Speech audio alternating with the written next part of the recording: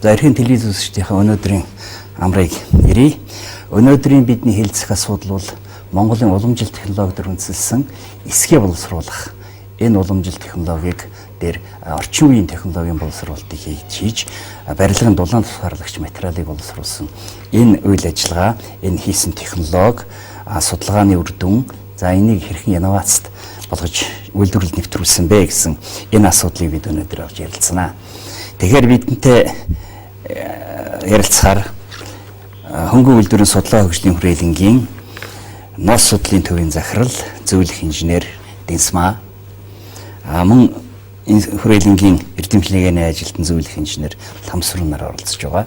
Тэгэхээр одоо бид өнөөдөр ярих ийм зүйл юу гэхээр зэрэг ерөөсөө монголчууд 100 жил энэ эсгийг одоо хэрэглэж дулаан тусгаарлагч өвлийн хүйтнээс одоо ингэж хамгаалсан дулаан тусгаарлагч болж өөрийнхөө гэрт хэрэглэж иржээ.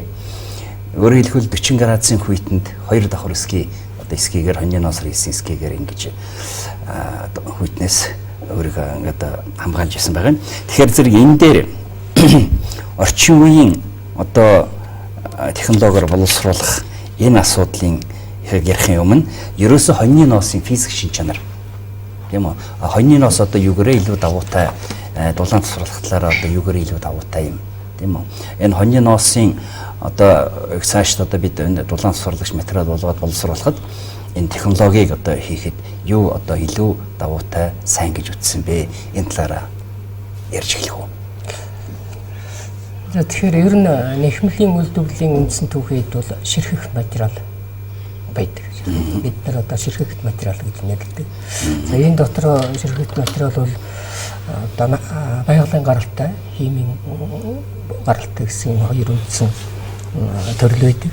За манай улсад бол байгалийн гаралтай одоо ширхэгт материал байна нэхмлийн түүхийд. Химийн гаралтай ширхэгт материал бол үндсэндээ манай одоо үйлдвэрлэдэг.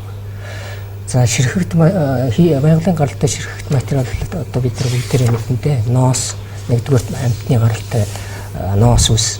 За тэгээд хөвөн, олос, торго гэх мэт ийм одоо материалуудыг бол байгалийн гаралтай материал гэж байна шүү дээ. Тэгэхээр ширхэгт материал энэ ноосн түүхийд бол одоо малаас гаргаж авдаг ноосн түүхийд. За түүний дотроос хоньны ноос бол өөрөө одоо маш бусдаас маш онцлог тийм давуу шин чанартай байдаг. За яагаад гэвэл хоньны ноос ч өөрөө одоо маш олон тийм сүүнээс бүрдсэн, агаар агуулсан сүүнээс бүрдсэн байдаг учраас дулааныг бол одогш алддаг, хадгалж чаддаг. За тэгээд ялангуяа манай Монгол хоньны ноос бол хялгас ихтэй.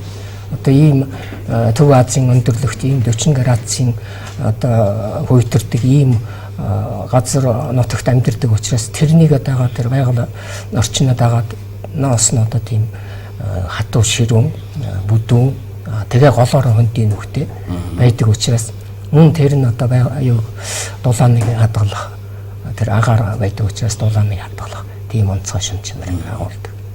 За хоёрдугаарт хоньны ноосны бас нэг одоо онцлог шин чанар бол чигийг амархан шингээж хадагшлуулж чаддаг. За гадаа одоо чиг ихтэй үед бол өөрийнхөө жингийн 40% хүртэл чиг шингэх ийм чадвартай байдаг. За тэгээд тэр шингээсэн чигээ гадагшлуулж дулаан болгож гадагшлуулдаг. Дулаанаар ялгаруулдаг. Дулаан ялгаруулдаг тий. Жишээл 1 кг хуурай ноос чи 960 кж бол дулааныг ялгаруулдаг гэсэн. За энэ бүгд бол мэдээж энэ урд өмнө одоо хийсэн гадаадын эрдэмтдийн одоо судалгаагаар нотлогдсон. Энэ судалгааны үр дүн гэрэл одоо бид нар ярьж байгаа шүү дээ. За хоёрдугаарт бол гадаа халуун байхад тэр чигийг гадагшлуулж сэрүүцүүлдэг. Одоо тэр тасалгаан дотор сэрүүн уур амьсгалыг бий болгодог. Жишээлбэл энэ бусад одоо би нэг хоньны ноосоор хийсэн дулаалгын материалыг ярьж байна. Хэрвээ хоньны ноосоор хийсэн дулаалгын материалыг одоо материалаар дулаалсан байшин байх юм бол гадаа чиг одоо их өндөр чигтэй үед тэр чигийг татаж аваад тэгээд сэрүүн одоо амьсгал сэрүүн орчин бий болгож гадагшлуулдаг. Тэр нь бусад одоо тэр хөвөн чулуун хөвөн шилэн хөвөн гэсэн тийм дулаалгын материалын материалаар дулаалсан тийм байшинтай харьцуулах юм бол нэмэгт 70 градус хүртэл одоо сэрүүцүүлж бууруулж тэр тасалгааны температурыг бууруулж чаддаг. Хэрвээ гадаа хүйтэн байх юм бол нэмэгт 4 градус хүртэл одоо тэр доторх дулааныг нэмэгдүүлж чаддаг. Одоо нөө чийгэн дулаан болгож ялгаруулдаг. Тийм онцлог шимчнэртэй. За түүнээс гадна галд одоо тийм амархан шатдаггүй. Ер нь ноос бол өөрөө галд шатамхай биш гэж үздэг. Ноос ч одоо галд шатах температур бол 560 градус гэж үздэг. За манай Монголын тогтоосон стандарт ч байдаг. Одоо зөөлөн материалын даавар ийм зөөлөн материалыг галд тэсвэрлэлтийг одоо зэрэглэсэн байдаг. Тэгэхэд бол ноос бол галд тэсвэртэй материалын стандартанд жагсаалтанд орсон байдаг. Ноос ягаад галд тэсвэртэй байна вэ гэхээр ноос өөрөө их нарийн бүтцтэй. Маш олон төрлийн одоо химийн бодисын агуулмжтай. Тухайлбал нүүрс төрөгч, хүчил төрөгч, азот, ус төрөгч. За тэгээд хөхөр энтер гэдэг олон одоо юунаас бүрддэг уурагт байдсан шүү дээ. Нүүрс төрөгчийн хэмжээ 30%-аас дээш байх юм бол галд тэсвэртэй одоо шатахгүй. Хүчил төрөгч өөрөө агарыг тэтгэдэг, галыг тэтгэдэг. Тийм учраас тэр галд тэтгэх хэмжээнээс бага байвал одоо тэр галд шатдаггүй материалын жагсаалтанд орж байгаа. Галд шатдаггүй материал гэж үзэж байгаа. Тэгэхээр ноос бол нүүрс төрөгчийн хэмжээ 100-ны одоо 52% байдаг гэж байна. Тэгээ энэ бол 30%-аас хамаагүй өндөр гараа явчихж байгаа. Хүчил төрөгчийн хэмжээ бол 18 гараа явдаг. Тэгэхээр хүчил төрөгчийн хэмжээ нь галд тэтгэх хэмжээнд хүрдэггүй. Тийм учраас одоо галыг тэтгэдэггүй. Ноосонд яг ингээд шүдэн зураад яхад бол эхлээд шатна. Шүдэнцээ холдуулж, галаа холдуулж юм бол өөрөө угаар унтарч чаддаг. Тэгээд нэгдүгээрт галд тэсвэртэй. За хоёрдугаарт шатлаач гэсэн хорт ялгаруулдаггүй. Зүгээр л нэг яруuсан шүүнэртэй ингээд одоо тэгээд дараа унтарч байгаа юм чинь. Тэгээ энэгээр бол бас хүний эрүүл мэндийн юмд одоо сайнаар муугаар нөлөөлдөг. Гэтэл нөө шилэн хөвөн гэдэг чинь одоо шатгаараа хорт ялгаруулдаг хүний амьсгал богдуулдаг ийм одоо хорт ялгаруулдаг гэж үздэг шин. За мөн дуу чимээг намдаад ийм онцлогтой ноос бол. Тэгэхээр энэ эрдэмтдийн судал тогтоосноор бол дуу чимээг 21 баалаар бууруулдаг гэж ингээд тогтоосон байгаа. За энэ нь бол бусад одоо нөгөө шилэн хөвөн, чулуун хөвөн энтертэй харьцуулах юм бол 20%-аар илүү бууруулж чаддаг. Энэ онцлогтой тий.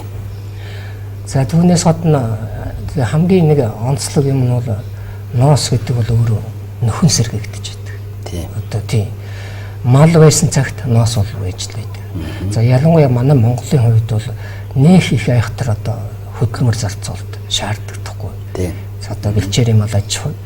Тэ учраас одоо их айхтар хөдөлмөр зарцуулалт шаардлагатай. За уян зөөлөн шин чанартай ноос.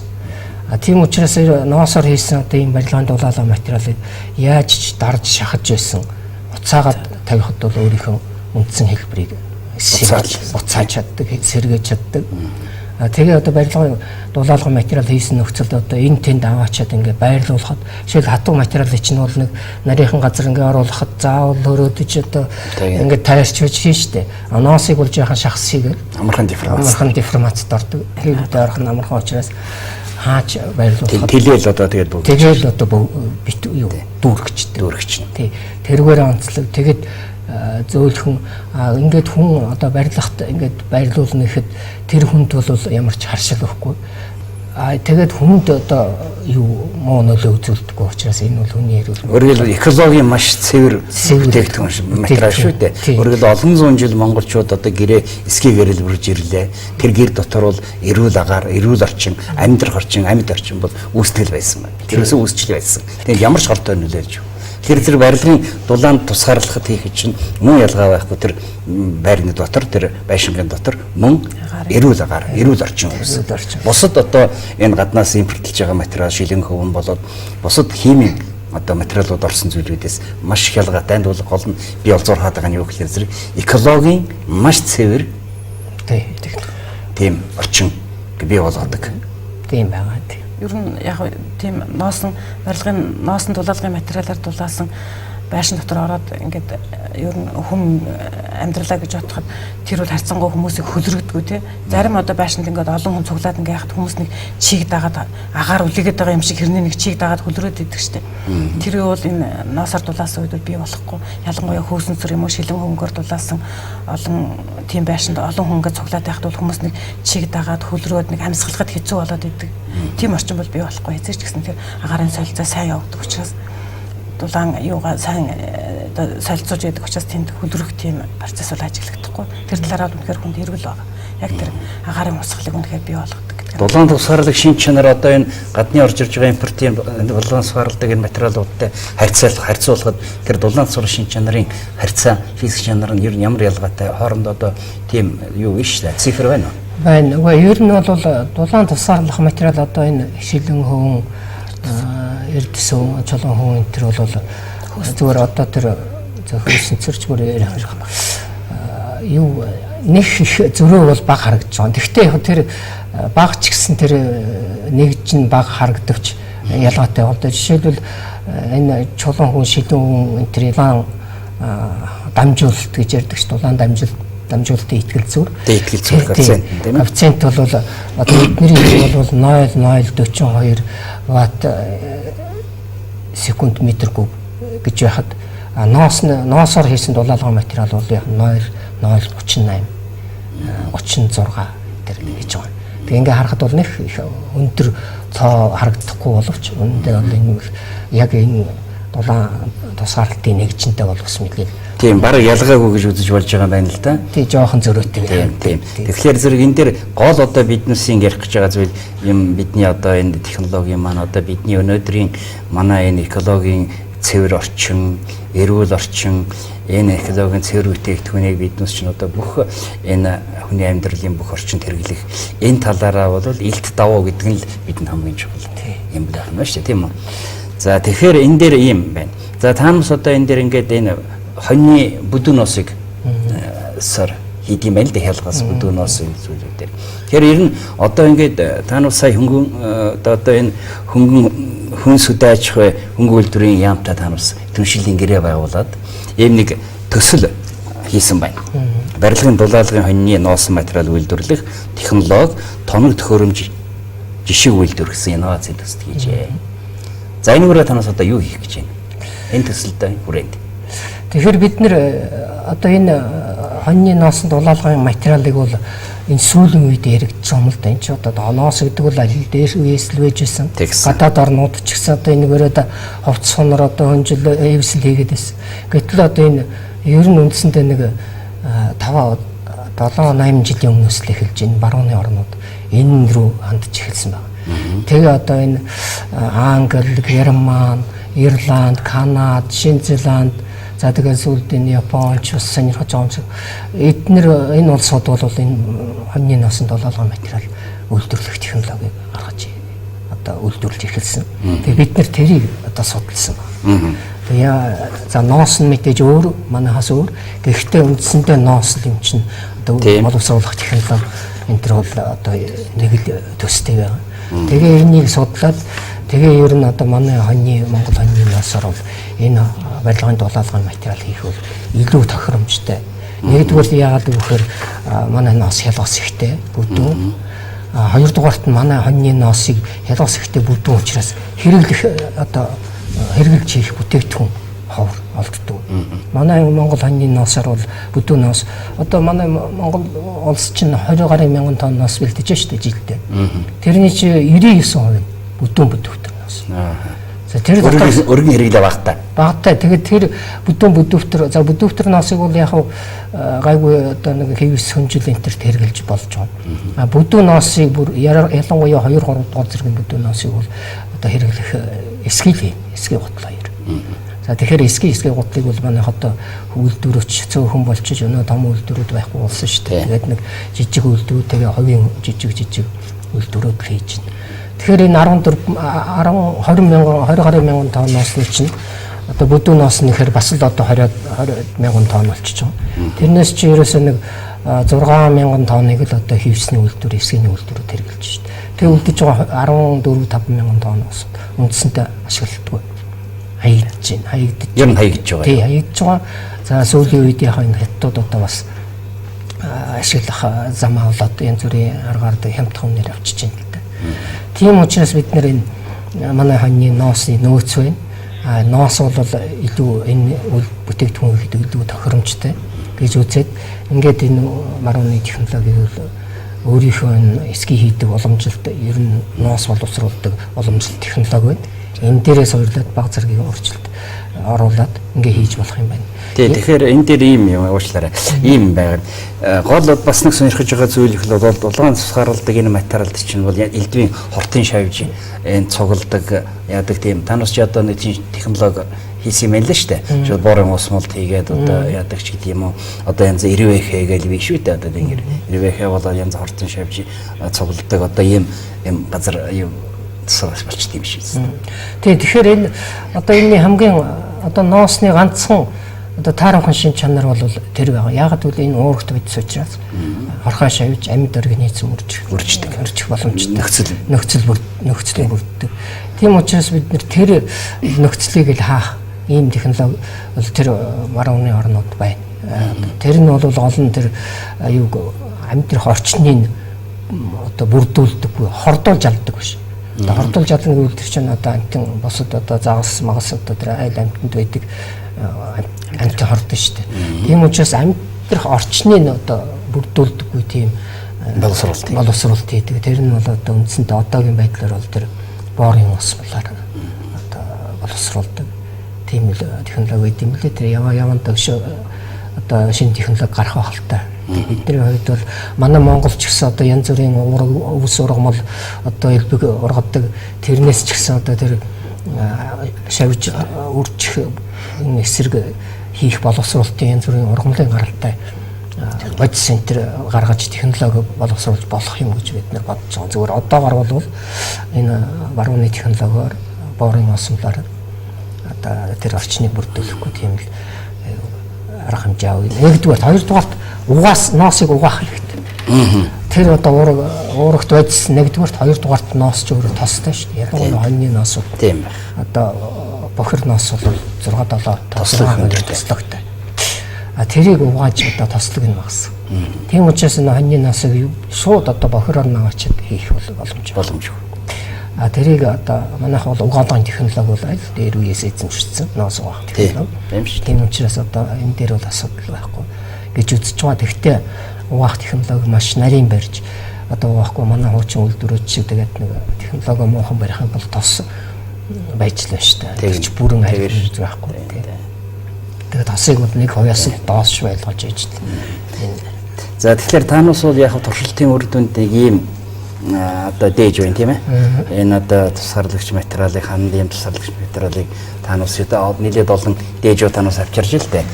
Тэгэхээр энийг л үйлдвэрлэх нь байна шүү дээ таанаас одоо. Ер нь жилд одоо хичнээн хэмжээний ийм одоо хавтан одоо юу гэдэг юм квадрат метр ч гэдэг юм уу куб метрж тооцдог юм уу үйлдвэрлэх ёстой юм. Энэ одоо үйлдвэрийн чинь төслийн хүчин чадал.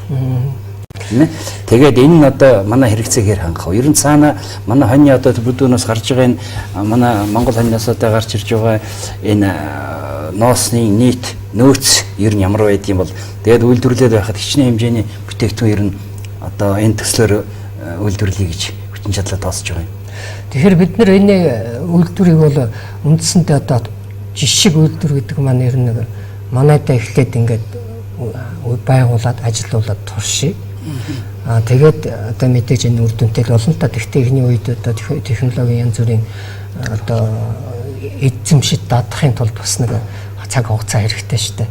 Тийм учраас эхлээд энэ туршилтын журмаар байгуулад тэгээ явандаа цаашаа одоо хөдөө орон нутагт ийм үйлдвэрийг олж болох юм гэж л тэрний үндсэн дээр л энэ жижиг үйлдвэр гэж байгуулав. Энийг бол орон нутгууд аймагуд орон нутгууд байгуулах нь шүү дээ. Байгуул цаашдаа бол энийг бүр технологи ягдаг одоо тогтцоод тэгээд цаашдаа байгуулна гэж байна. Бидний хийсэн төслөөр бол жилдээ 15,000 м квадрат бүтээгдэхүүн юм дулаалга 15,000 м квадрат гэж одоо хичнээн одоо байшин шилжүүлж хийх юм уу тийм ээ. Бид нэг 100 м квадрат талбайтай байшин байна гэхэд тэг бид нар энийг бол хамгийн гол нь эхний ээлжинд энэ хувийн орон сууц модон байш одоо нэг Канад модон байшин гэдэг их яриа болж шít.